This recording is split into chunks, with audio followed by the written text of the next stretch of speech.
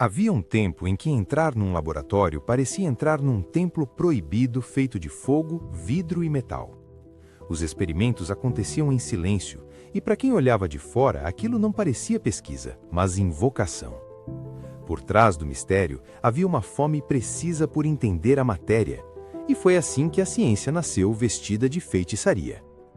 Antes dos laboratórios iluminados, o conhecimento avançava em quartos fechados e oficinas escuras. Manuscritos raros, frascos opacos e ferramentas estranhas compunham o cenário do saber antigo. Cada procedimento exigia uma sequência quase sagrada: aquecer, triturar, dissolver, esperar, observar, repetir.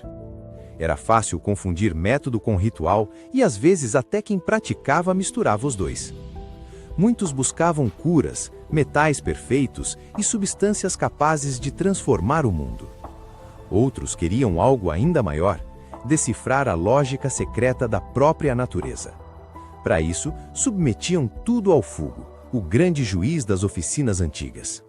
O fogo separava, purificava, destruía e revelava ao mesmo tempo. E toda a ciência que passava por ele parecia carregar algo de sobrenatural. Frascos mudavam de cor, vapores subiam e voltavam em forma líquida diante de olhos desconfiados.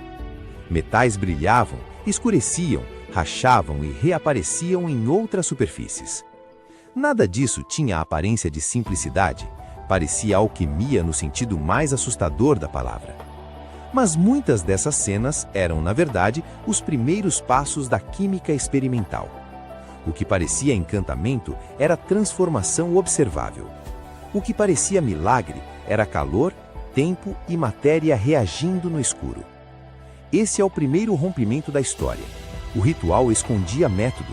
Só que o método ainda falava a língua do mistério, porque talvez precisasse falar assim. Algumas substâncias tornavam o espanto inevitável. Pós explodiam, líquidos fumegavam e pedras pareciam suar. Havia odores presos em frascos como se fossem criaturas invisíveis e vivas.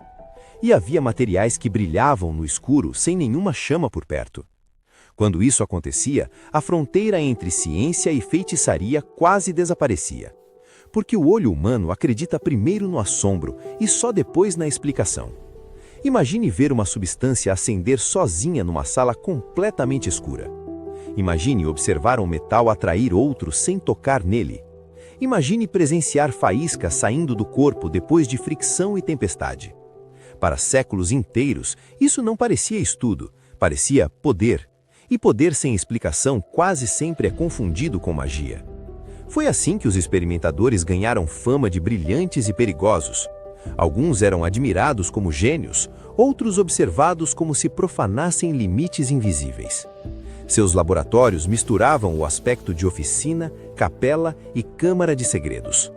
Havia brasas permanentes, recipientes selados e gestos que exigiam precisão absoluta. Um erro podia arruinar semanas de trabalho ou provocar um desastre instantâneo. O risco alimentava a aura ritual porque toda prática perigosa parece pacto quando é incompreendida. Em certos casos, os próprios cientistas cultivavam esse teatro para proteger métodos e posição. O conhecimento era valioso demais para circular sem filtros. Por isso, receitas eram cifradas, nomes trocados e metáforas usadas para esconder técnicas. O enxofre podia receber nome mítico e um metal podia ser tratado como criatura. Esse é o segundo rompimento. O mistério não era só estética, era estratégia. Proteger o processo significava proteger o próprio poder de descobrir. Por isso, cada experiência parecia também um rito de iniciação. Não bastava ver ou repetir, era preciso interpretar o momento exato da matéria. Então veio outro assombro ainda mais inquietante: a eletricidade. Faíscas no escuro pareciam respostas vindas de um mundo invisível. Cabelos erguidos, membros contraídos e choques súbitos criavam cenas quase impossíveis. Quando corpos mortos reagiam à corrente, o espanto beirava o terror. Parecia que a vida podia ser puxada de volta por fios e metal. Mas ali também havia observação, hipótese e repetição. O corpo não voltava, os nervos apenas respondiam a estímulos ainda mal compreendidos. O que parecia necromancia era bioeletricidade nos seus primeiros lampejos. O que parecia convocação dos mortos era contato entre tecido e corrente. Esse choque entre aparência e realidade mudou para sempre o imaginário da ciência. A partir dali, o laboratório ficou ainda mais cinematográfico para a mente humana. Máquinas de vidro capturavam ar e bombas de vácuo revelavam o peso do invisível. Lentes ampliavam mundos que nenhum olho jamais tinha visto. Uma simples gota d'água deixava de ser simples e virava um universo vivo. De repente, a feitiçaria já não estava no fogo, mas na escala. O invisível começava a ganhar forma diante do olhar humano. E toda vez que isso acontecia, a realidade parecia se tornar menos estável. Porque descobrir demais quase sempre muda a sensação de mundo. Com os gases, o assombro voltou a trocar de máscara. Alguns eram odorosos e mortais, outros apagavam chamas, outros inflamavam o ar. Respirar perto de um experimento podia ser tão arriscado quanto tocar numa lâmina. O laboratório já não era só lugar de descoberta, mas de ameaça invisível. E a ameaça invisível é sempre a matéria-prima perfeita do imaginário mágico. Ainda assim, cada risco empurrava a ciência para mais precisão. Era preciso medir, controlar, registrar e comparar sem descanso. Era preciso abandonar a aparência de rito sem perder a disciplina do rito.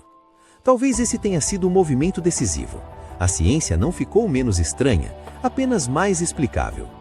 Mesmo assim, a mudança foi lenta e as demonstrações públicas continuaram parecendo espetáculo. Plateias assistiam a reações químicas, choques elétricos e ilusões ópticas como quem vê prodígios. Entender um fenômeno nunca apaga totalmente o impacto emocional que ele provoca. Uma chama verde ainda assusta, mesmo quando sabemos de onde ela vem.